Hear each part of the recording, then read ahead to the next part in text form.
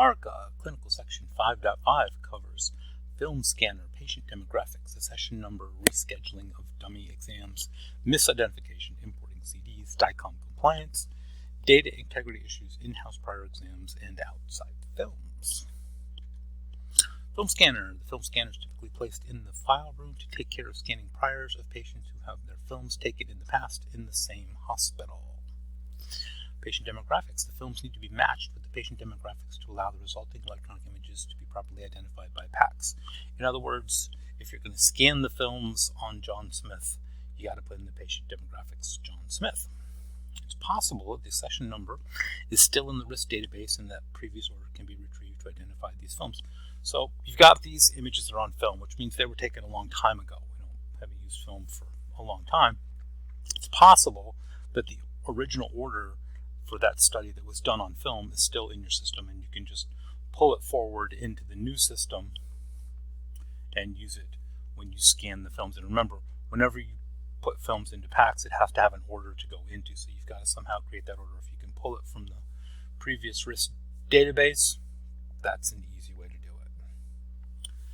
Dummy exam. This is something that PARCA loves. This shows up on every test. Everybody that's taken the PARCA has had questions about the dummy exam. I don't like the word dummy. I think they should call it generic exam, but that's just me. If it is not possible to retrieve the exam information from either the PACS or the RIS, a solution is to schedule a dummy exam, which then generates a work list entry that can be used to match the images or enter the information in the digitizer workstation by hand. So I'm going to stop calling this dummy exam. It's a generic exam. What they're saying there is, hey, if you can't go back and got these films, you got to scan them in. You got to make an order before you can scan them in. If you can't get it from RIS or PACS, then you need to create a generic exam. Right? So generic chest X-ray, generic hand. A lot of people will use the word generic with the body part.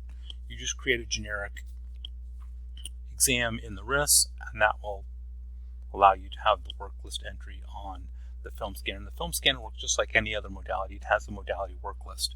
So if you don't want to type all that information by hand, you want to get it from a RIS order, you got to put in a generic exam, and that will go on the modality work list on your film scanner.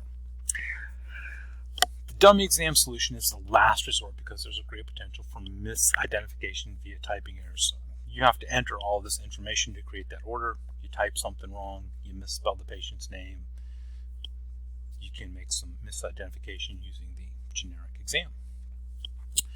Importing CDs and DVDs is somewhat simpler than scanning a film because the images on the CD have the patient information already present. And there's an assumption there that it's a DICOM compliant disk. If it's a DICOM compliant disk, then it will have all of the DICOM information, including the patient information. If they just bring you a CD that's got some JPEGs on it, now you're back to having to create that generic exam. Data integrity issues.